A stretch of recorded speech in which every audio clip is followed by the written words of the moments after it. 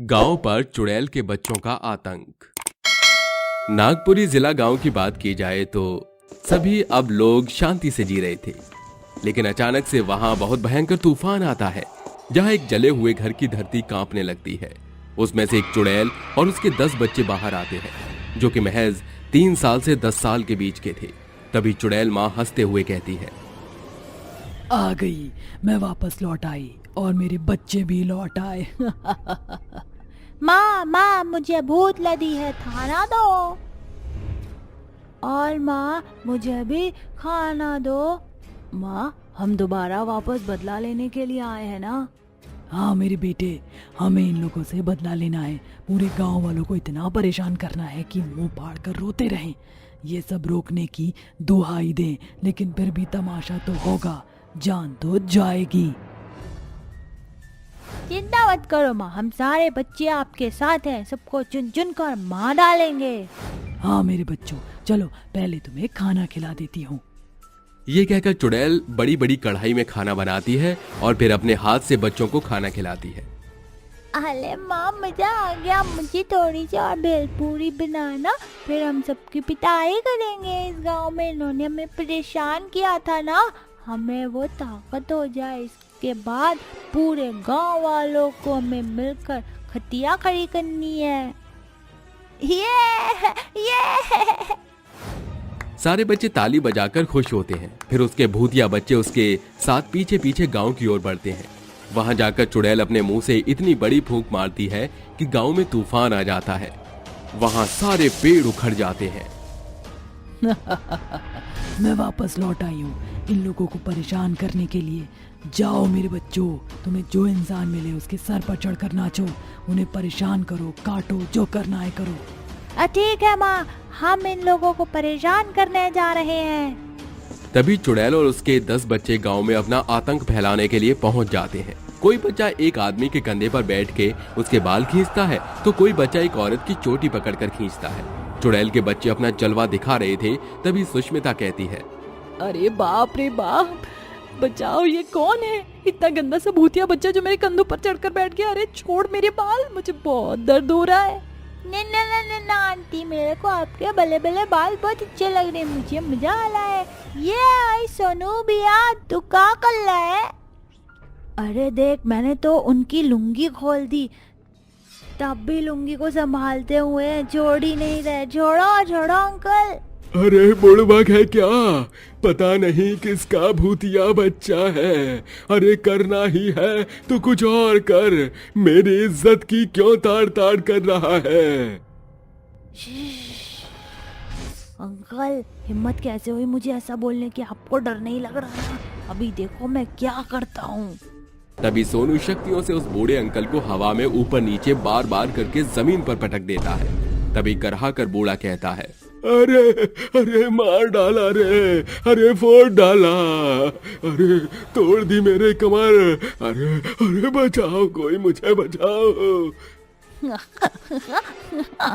कहा था ना मैंने, मुझे हल्के में मत लेना, देखा मैं कितना ताकतवर हूँ। अरे वाह भैया, मजा आ गया। वहीं कुछ लोगों की झोपड़ी जला दी थी, जिसमें लोग अपनी झोपड़ी से निकलकर इधर उधर भाग रहे थे, और उसके साथ ही बच्चे भी बहुत सारे लोगों को परेशान कर रहे थे। 1-2 लोगों की तो जान भी चली गई थी। तभी चुड़ैल उन लोगों को परेशान करके अपने बच्चों के साथ गुफा में वापस आ जाती है। वहीं गांव के लोग परेशान होकर कहते हैं, हे भगवान, ये क्या हो गया है? वो चुड़ैल तो बड़ी खतरनाक है, अपने मुंह से हवा निकालकर लोगों की झोपड़ी उड़ा दी, फिर मुंह से आग निकालकर बच्ची खुची झोपड़ी जला दी। आधे लोगों की झोपड़ी तो बच गई, लेकिन अब हम कहाँ रहेंगे?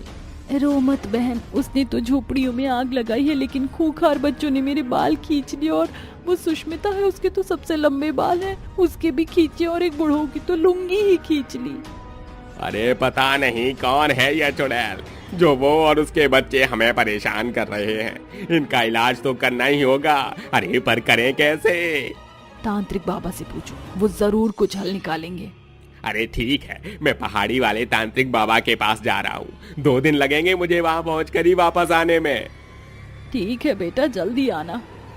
तभी लोकेश पहाड़ी वाले तांत्रिक बाबा को बुलाने के लिए निकल जाता है। वहीं दूसरी ओर चुड़ैल अपने बच्चों के साथ गांव में फिर से हमला कर देती है, जिसमें कुछ लोगों की जान ही चली जाती है।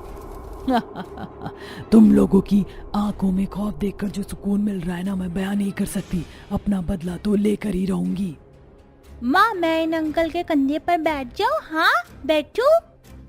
अरे नहीं नहीं, ये तुम क्या कर रहे हो? अरे इतना बड़ा बच्चा है, मैं अपने कंधे पर नहीं बिठा सकता। तुझसे किसने राय नहीं पूछी? राजू बेटा बैठ, मैं तो कहती हूँ इसे जितना तंग करना है उतना तंग कर। तभी चुड़ैल का भूतिया बेटा उसे परेशान करने लगता है। फिर अंजना हाथ जोड़कर रोते हुए कहती है, अरे क्या तकलीफ है तुम्हें? तुम ऐसा क्यों कर रही हो हमारे गांव वालों के साथ? आखिर हमने तुम्हारा क्या बिगाड़ा है? तुम और तुम्हारे 10 बच्चों ने अलग ही आतंक मचाया हुआ है। क्या तकलीफ है? मुझे बहुत बड़ी तकलीफ है। तुम लोगों ने ही मेरी हंसती खेलती जिंदगी बर्बाद की। तुमसे मेरी खुशी देखी नहीं गई। 1 साल पहले मैं अपने पति नवीन के साथ इसी गांव में एक झोपड़ी के अंदर रहती थी। हमारी शादी को 6 साल हो गए, लेकिन एक भी बच्चा नहीं हुआ। गांव वाले मुझे बांझ के ताने देने लगे, जिससे मैं कुछ समय के लिए सदमे में आ गई। हर डॉक्टर और वैद्य को दिखाया पर कुछ नहीं हुआ, और एक हादसे में मेरे पति भी मुझे छोड़कर चले गए। फिर मैं एक पेड़ के पास जाकर बैठकर रोने लगी। हे भगवान, आपने मेरे साथ ऐसा क्यों किया? मुझसे मेरे पति भी छीन लिए और मुझे बच्चों की खुशी भी नहीं दी। क्यों? ऐसा मत कीजिए। मैं तानों से थक चुकी हूँ। मुझे भी माँ का सुख चाहिए। मैं भी माँ बनना चाहती हूँ।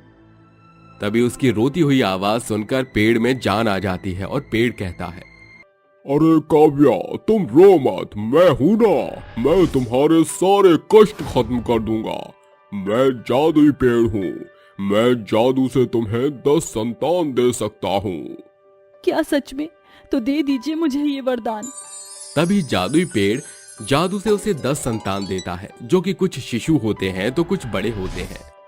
जादुई पेड़, तुमने मेरी 1 नहीं 2 नहीं 10 संतानों से गोद भर दी। उसका मैं तुम्हारा कैसे शुक्रिया अदा करूं?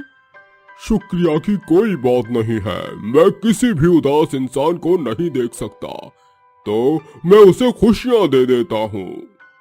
तभी काव्या अपने बच्चों के साथ घर पहुंचती है और उनके साथ खेलती है, उन्हें दुलार करती है, अपने हाथ से खाना खिलाती है। मेरे प्यारे बच्चों, मैंने खाना कैसा बनाया था? बहुत अच्छा माँ, आपने बहुत टेस्टी खाना बनाया था। प्रिया है माँ मेरी छोटी, करोगी ना आप? हाँ बेटा। तभी काव्या उसकी चोटी करती है। कुछ महीने गुजरते हैं। तभी अपने बच्चों के साथ वो खुशहाल जिंदगी जी रही थी, लेकिन अचानक से गांव के कुछ लोगों ने उसे इतने सारे बच्चों के साथ देख लिया और कहा, अरे तेरा पति तो मर गया था, फिर तेरे पास 10-15 संतान कहाँ से आई? गांव वालों, इससे परिभाषित होता है कि एक वैश्या है। ऐसे कलंकित को अपने गांव से हमें निकाल देना चाहिए। मैं तो कहती हूँ इसे इसके घर में ही जला डालो। नहीं नहीं, ऐसा मत कीजिए। जो आप कह रहे हैं वो गलत है। दरअसल बात कुछ और है। हमें तेरी कोई बात नहीं सुननी। जला दो इसे, इसके बच्चों के साथ। लोकेश बच्चों के साथ उसे कुटिया में धक्का मार के अंदर कर देता है और जिंदा जला देता है, जिसके बाद वो अपने बच्चों के साथ मर जाती है। बस अपना बदला लेने ही मैं यहाँ आई हूँ। मुझे और मेरे बच्चों को मारा था ना, इसलिए वो तुम्हें परेशान कर रहे हैं। हमें माफ कर दो, पर ऐसा मत करो। हमें मारकर तुम्हें सिर्फ बदला मिलेगा, इससे ज्यादा कुछ हासिल नहीं होगा। नहीं, मैं किसी को जिंदा नहीं छोड़ूंगी। चुड़ैल उस पर वार करती है कि लोकेश वहां से तांत्रिक बाबा का भस्म उस पर छिड़कता है, जिससे वो झटपटा जाती है। देखो, मैं तुम्हें खत्म कर दूंगा, या तुम अपनी दुनिया में जाकर अपने बच्चों के साथ जिंदगी बिताओ। बोलो क्या चाहती हो?